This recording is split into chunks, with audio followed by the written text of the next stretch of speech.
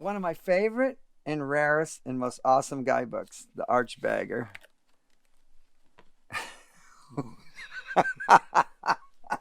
That's not cool. My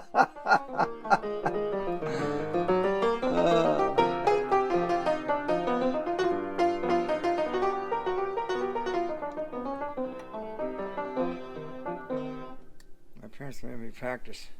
Todd, how many guidebooks do you have? About 800. 800? Yeah. And you probably climbed it every single one of the places too. No, I've climbed it maybe half of them. You know, I bet it's 2/3 that I've climbed it. Maybe, yeah. I bet it's more than you think. It might be more than you think. Because I bought them. Some of them I bought them and then to go there, but a lot of them I bought them when I was there. Hey, check this one out. This is one of the rarest ones that I have. What's rare about this one? It was never sold in stores. A guy made it just for him and his friends.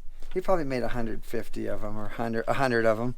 But it's like it's like a totally cool guidebook. But I tried to do all the climbs in there that don't suck. And look, I've done all of them but one. This is the hardest and biggest one. You can see I ripped them out and then glued them back in. Because you take a picture on your phone, and then you drop your phone. This one was torn out. You just turn them out, tape it back. But you know what? There's nothing wrong with this book. So what's the oldest guidebook you have? Oh yeah, old one. Rock Climbing Guide to the English Lake. Wow. 1960, that ain't that old. It's way before I started climbing. I started climbing in 72. Isn't it collectible? See, you know what? When I first started climbing, all the guidebooks looked like this because they were all ones that fit in a small pack. And they didn't have pictures. They had information. This is the one that when I first started climbing in 1976 that we'd go to Yosemite with. This was my original one. It has my notes in it, and it's a pretty good one. So let me ask you, do you have a favorite guidebook? I think the best guidebooks, my favorite ones are Randy Vogel's 1992 Joshua Tree, Donnie Reed's Yosemite ones, Alan Watts' Smith Rock Guide. I think those were the guides that I looked at, and they were the best guides at the time. They were the gold standard for everybody. How much of a guidebook do you care about? Obviously the information, the topos, whatever, but how much do you look to a guidebook to have some humor or some stories about the culture? I think that's really good, and I tried to put it in mine, but I came up way short on that. The ones that are really funny, yeah, there's hardly anything funny in mine. I tried to put funny, but it just got trite or just silly. It's not easy. It's not easy, no. Some people have a knack for it. If you have a knack for it, or you... I think I'd like to try a little bit harder on that because it is funny. Hey man, have you seen this one? This is a really interesting guidebook. The guy who wrote this, The Great American Rock Climbs, he was like right on. It's got the back of your hand there. If you went and did every one of these climbs, you could just like die after doing them all. I tried to do as many in here as I could. I've done most of them. I know guidebooks, it's a sickness, isn't it? I've seen your collection. Yours is pretty good. And how old are you? 36. Oh, I had more than that when I was your age. You better get busy. But like some guys, when they collect them, they put plastic over them, and they don't loan them out, and they would never rip out pages. They don't write in them or anything like that. But a guidebook to me is like a saw or a hammer or a screwdriver. Or like a rack of climbing gear. Anything you own, you're supposed to use it, A lot of them are signed by authors, and now that I'm a guidebook author, I can swap guidebooks with people. I'll say, hey, I'll give you my sport guide for your guide. It's really nice, then you don't have to buy them, and you can get your guidebook for cheap, so it makes your addiction worse. Well, let's talk for a second about your guidebook. How was that process? I just never written anything. It was really slow, and when you're doing a guidebook, it's really slow, then you think you're done with it, and then a couple of years go by because you're so slow, then you got to redo it, then you got to renumber it, and then you hit all these bumps. It didn't look like it was ever going to get done, but it got done, and I'm happy. And is it even a thing to say, like, who is the father of the modern guidebook? Boy, well, the modern topo, that was what's his name, George Myers. He did the Yosemite topos. I got those early Yosemite topos. The very first ones that where are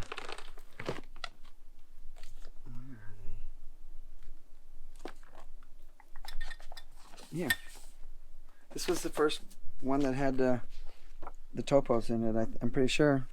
This is the first one that I had that had the topos like maps on it instead of just a picture of the crag. Or mainly it wasn't a picture of the crag. It was either a picture of the crag with lines drawn in it or a drawing of the crag with lines in it. But this doesn't show a crag. This just shows the route with all the pitches.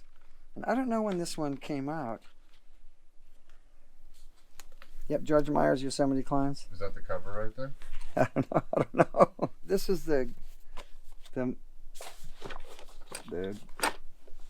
where things started with the modern topos. Pretty cool little ring binding. Yeah.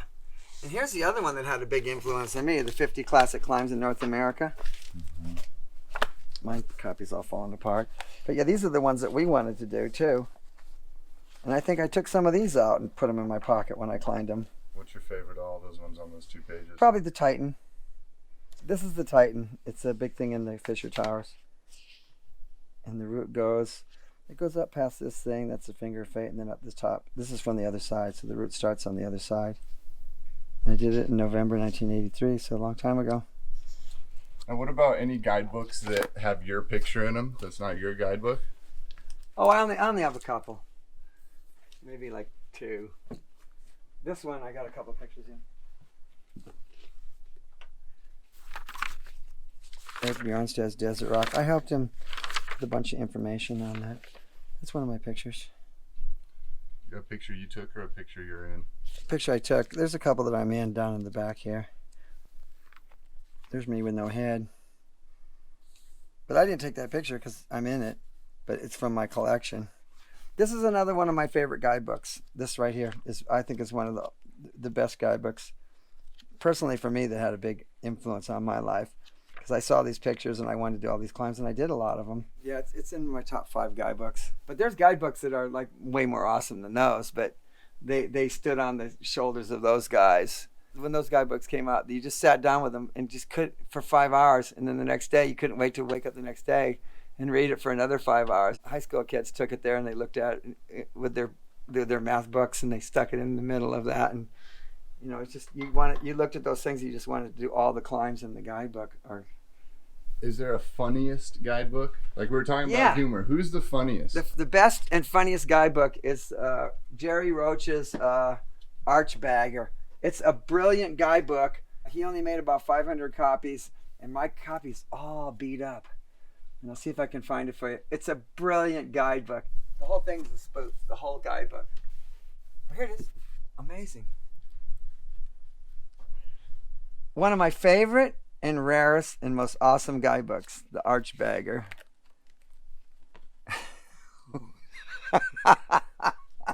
That's not cool. God, look at this thing. It's like totally falling apart. I'll have to tape it together. Like the tape fell apart. It just like disintegrated. Dedicated to the rock lizards and desert rats of the world.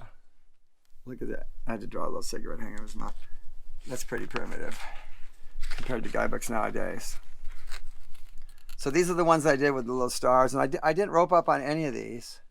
Any scary, sketchy times? Every single one of them was way scary. These were way, way dicey. See, that wasn't in the guidebooks. So this thing was like 1.5 feet thick. He's doing a headstand on it. You think that's still there?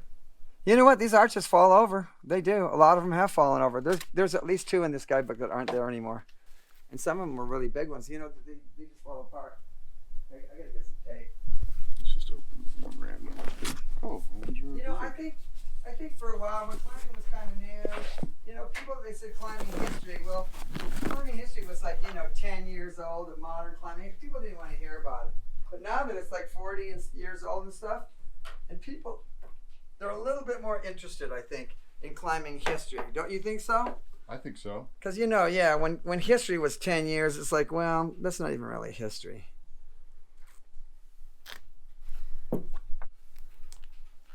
Let's just say you have a copy of this. It's in mint condition.